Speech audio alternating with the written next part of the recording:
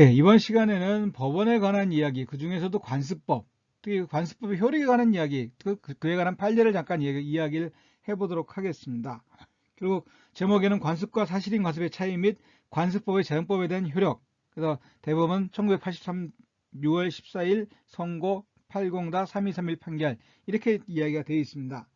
그래서 그리고 관습법이라고 하는 것, 뭐 그 전에 이제 법원이라는 이야기 잠깐 하자면은 법원이라고 하는 것은 소위 재판의 기준이 되는 거죠. 재판의 기준. 그래서 일반적으로 이야기할 땐 법의 존재 형태다. 따라서 관습법이라고 이야기를 하면은 즉 법원이라고 이야기를 하면 법의 존재 형식이라고 하는 것이고 그 법의 존재 형식 중에 관습법이라고 하는 것은 오랜 기간 사람들의 계속적인 반복된 관행이 있고 그와 같은 관행에 대해서 사람들의 법적 확신이 보태지고 법 규범으로서 승인, 강행되게 되면 이제 그 관습법이 된다라고 이야기를 합니다. 물론 최근에는 합리성이라든지 소위 뭐 어떤 헌법 이념에 위반돼서 안 된다라는 정당성이 있어야 한다라든지 이와 같은 것을 이야기를 하고 있지만 일단 그 이야기는 나중에 다음 판례 가서 이야기를 하도록 하고 일단 기본적으로는 법적 확신, 그러니까 관행이 있고 그에 대해서 법적 확신이 있게 되면 관습법이 된다라고 이야기를 하고 있습니다.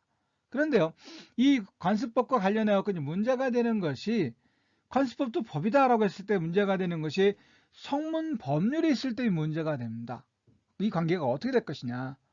그 얘기는 좀 이따 말씀을 드리기로 하고 우선 이 사건을 보게 되면은 갑에 모인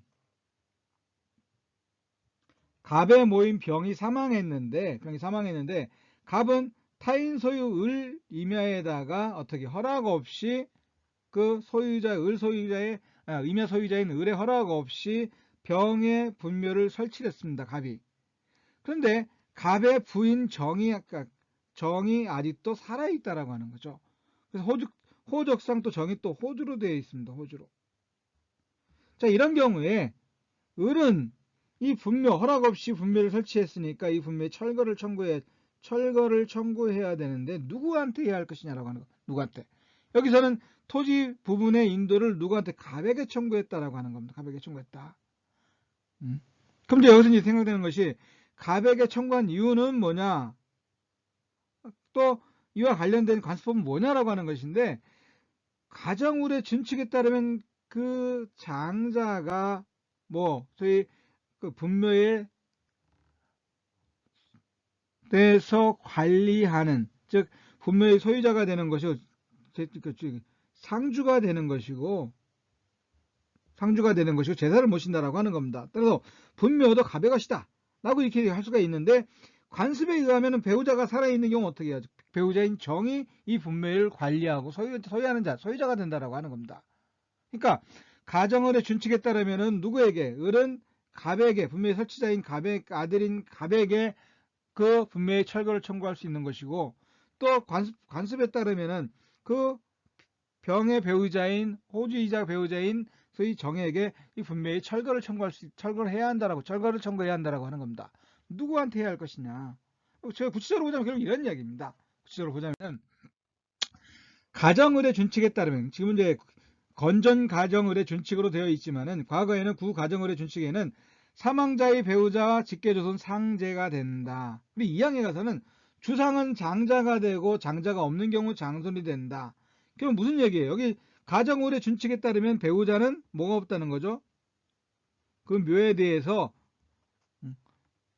관리권이 없다라고 하는 이런 결과가 되는 거죠. 누가 장자가 되니까 주상이.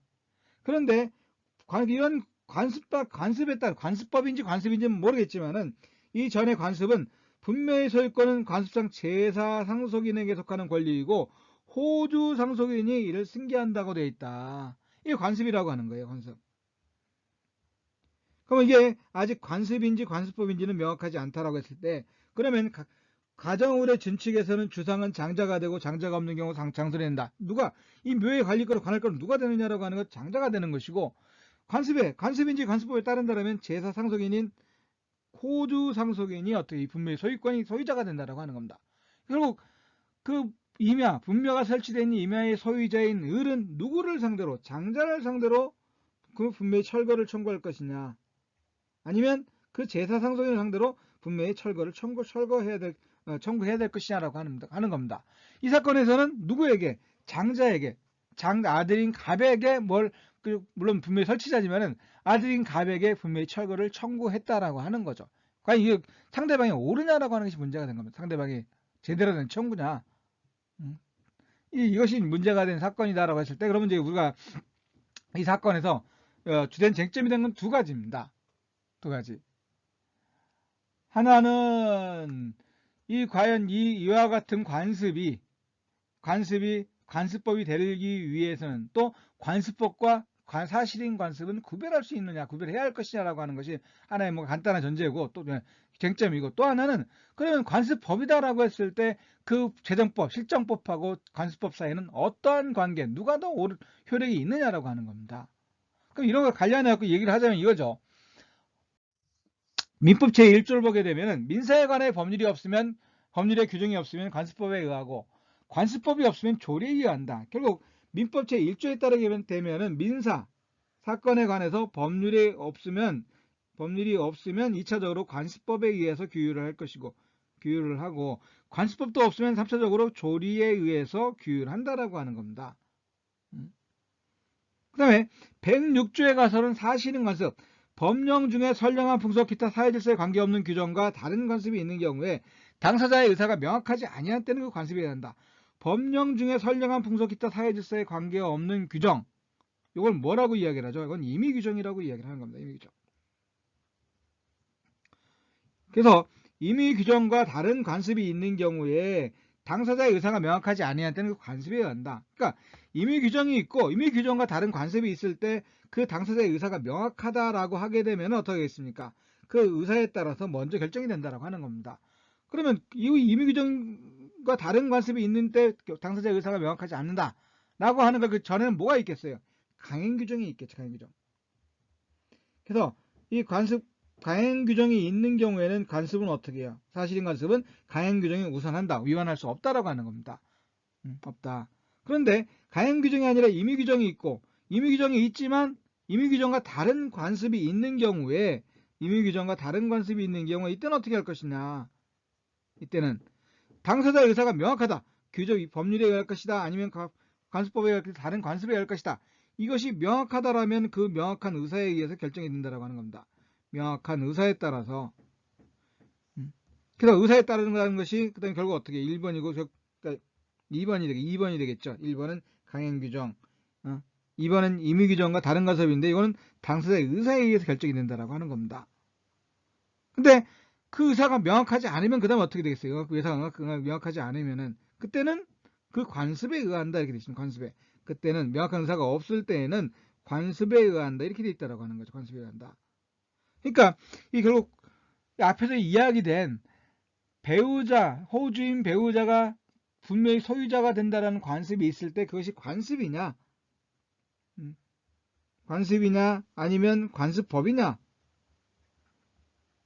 따라서 법의 적용 순위가 달라지는 겁니다.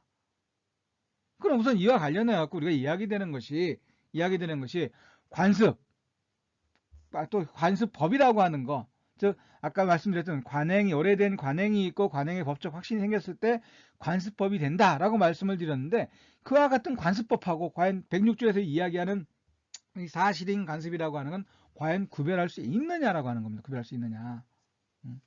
이에 대해서는 우리 법은 구별을 확실하게 하고 있습니다. 어떻게 구별하고 있느냐? 특히 학설도 그렇지만은 반대 견해도 있지, 다른 견해도 있지만 일반적으로 판례학설은 이런 얘기를 합니다. 관습법 제1조의 관습법은 법원으로서의 보충적 효력을 인정하는 데 반하여 같은 법 제106조는 일반적으로 사법 자치가 인정되는 분야에서 관습의 법률행위의 해석 기준이나 의사 보충적 효력을 정한 것이라고 풀이할 것이다. 그리고 법원으로서의 관습법이라고 하는 것하고 그 사실인 관습이라고 하는 것은 구별된다라고 하는 겁니다. 구별된다. 그러니까 1조에서 이야기하는 관습법은 하나의 법원이다. 법원으로서의 보충적 효력을 인정하고 있지만 106조에서 이야기하는 사실인 관습이라고 하는 건 뭐다?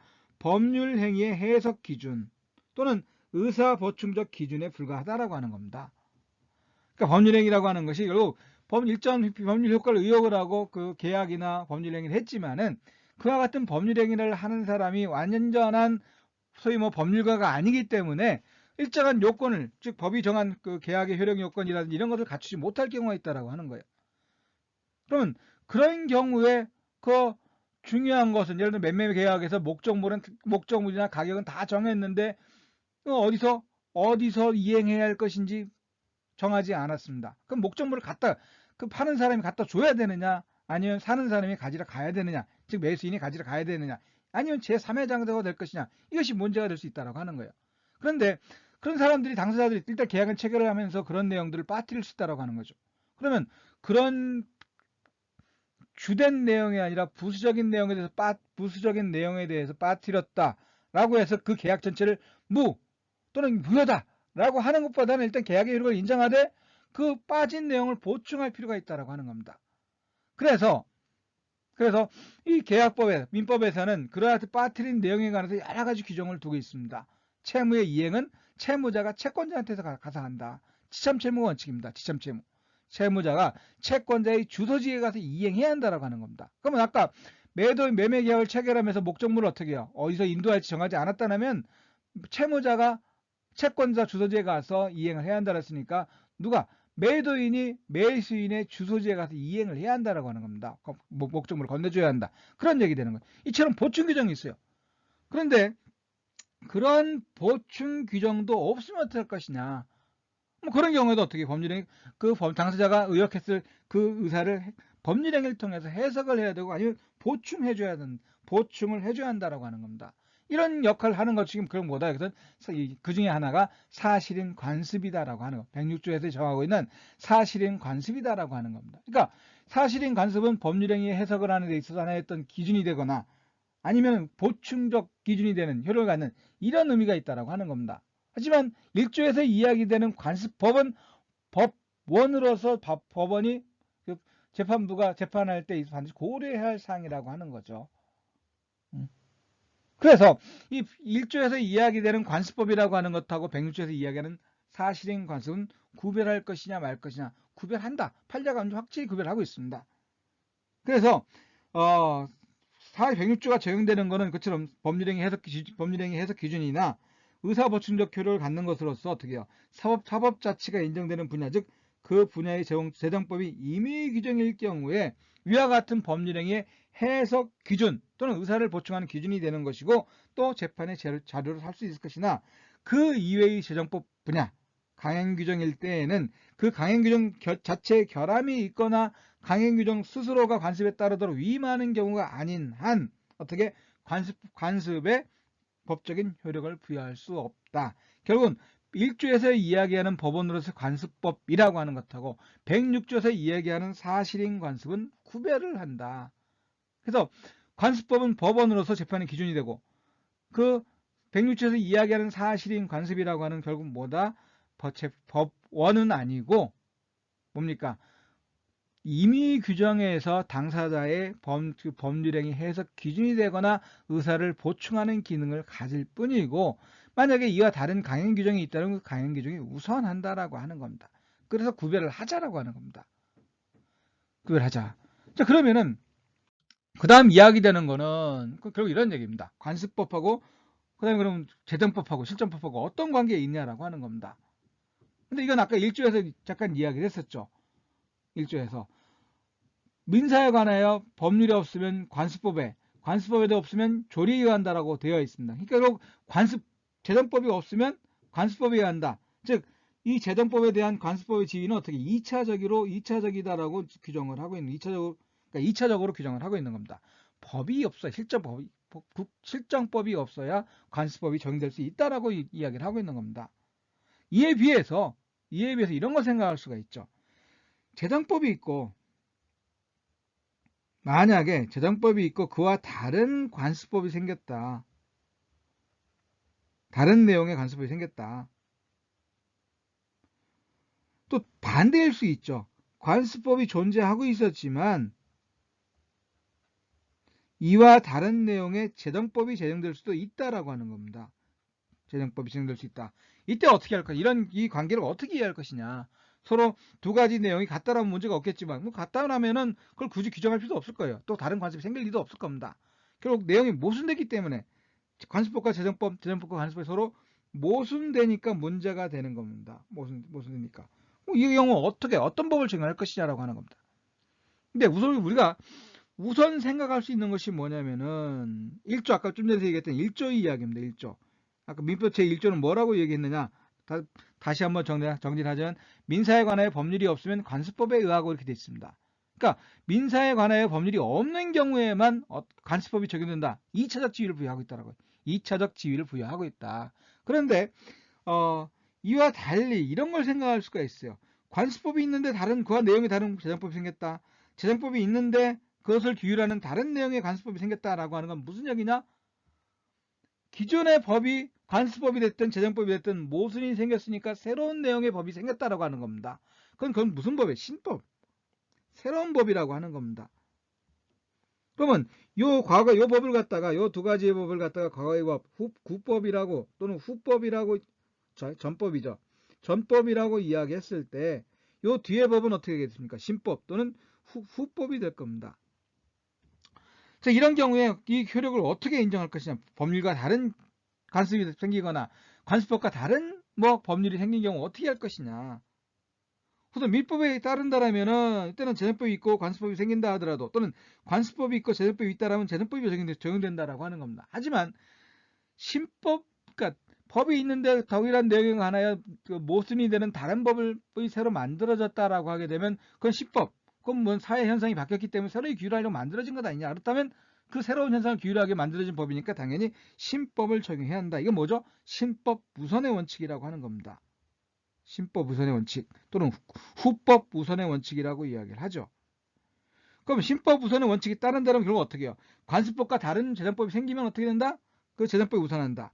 또 재정법을 적용한다. 재정법이 있는데도 불구하고 그와 내용이 다른 관습법이 생긴다. 그때는 어떻게 해요? 다른 관습법을 먼저 적용한다. 라고 하는 것이 신법 우선 원칙이라고 하는 겁니다. 그러면 1조에 따를 것이냐? 신법 우선의 원칙이 따를 것이냐? 그럼 신법 우선의 원칙이 따른다면 그럼 무슨 얘기예요? 관습법에 대해서 민법 제1조와 다르게 어떻게 한다? 기존에 있는 성문법, 재정법을 개폐할 수 있는 효력을 폐지시키거나 새로운 법의 효력을 인정하거나 이렇게 할 수 있는 것을 뭐에 의해서 관습법에도 인정하자라고 하는 것이 되는 겁니다. 그럼 이게 무슨 얘기입니까? 기존의 법을 개폐하는 효력을 갖는 것이 관습법이다. 그러니까 결국 기존의 법률과 관습법의 법률은 대등하다. 또 반대로 이가 또 달리 이야기하면은 기존의 법령의 효력을 다른 관습법을 가지고 다른 내용으로 바꿀 수 있다. 변경할 수 있다라고 하는 겁니다. 이걸 이제 이와 같은 의미를 부여하는 견해를 갖다가 변경적 효력설 또는 대등적 효력설이라고 이야기를 합니다. 그러면 관습법에 대해서 관습법과 재정법의 관계에서 재정법의 효력을 개폐할 수 있는 또는 대등한 효력을 인정하는 견해를 대등적 효력설 또는 변경적 효력설이라고 이야기를 하는 겁니다. 그러니까 법과 재정법과 관습법을 동일한 지위에 동일한 순위에 두는 거죠. 그래서 그 해결은 나중에 생긴 법이 우선한다. 신법 우선의 원칙을 적용한다라고 하는 거죠. 근데 이것이 이제 결국 이 판례의 취지라고 하는 겁니다. 그래서 아까 이 앞에서 얘기했던 거는 관습법과 사실인 관습은 구별해야 한다. 그 다음에 재정법과 관습법 사이에는 그 학설의 견해는 대립하고 있고 그렇지만은 우리 법 최소 민법 제1조에는 어떤 규정을 민사에 관하여 법률이 없으면 관습법에 의하고 관습법이 없으면 조리에 의한다. 따라서 관습법은 법률에 비해 즉 성문법률에 비해서 2차적인 또는 보충적인 효력을 인정하고 있다라고 하는 겁니다. 그러면 어떤 것을 더 인정하는 것이 맞느냐와 관련해서 학설은 나뉘고 있지만, 이걸 학설이 나뉘고 있다는 것도 생각할 필요가 있겠지만은, 그건 그 정도 생각하고 넘어가고, 뭘 중심으로 본다? 민법 제1조를 보자라고 하는 겁니다. 민법 제1조. 그래서 민법 제1조에서는 결국 법률이 없으면 관습법이 하고, 즉, 그 취지에 따라서 관습법의 법률에 대해서, 재정법률에 대해서 2차적인 효력을 부여하자라고 하는 겁니다. 그래서 법률이 없는 경우에만 관습법을 적용하는 것이고, 그와 다른 내용의, 즉, 관습법이 있다 하더라도 법령이 이미 존재하고 있다라면 어떻게 하겠습니까? 그 법령, 설사 그 내용이 모순된다 하더라도 즉, 재정법을 적용해서 그 사안을 해결해야 한다라고 하는 것. 이게 민법 제1조의 취지고 이것이 어떻게 보충적 효력설이라고 하는 겁니다. 그래서 이 판례에서 이야기하는 거는 결국 그런 얘기입니다. 관습법은 판례 재정법에 비해서 2차적인 보충적인 효력을 갖는 것이고 또 하나 관습법과 사실인 관습은 구별을 해야 한다. 그러면 이 사안은 어떻게 될 것이냐. 이 사안에서 그 주상이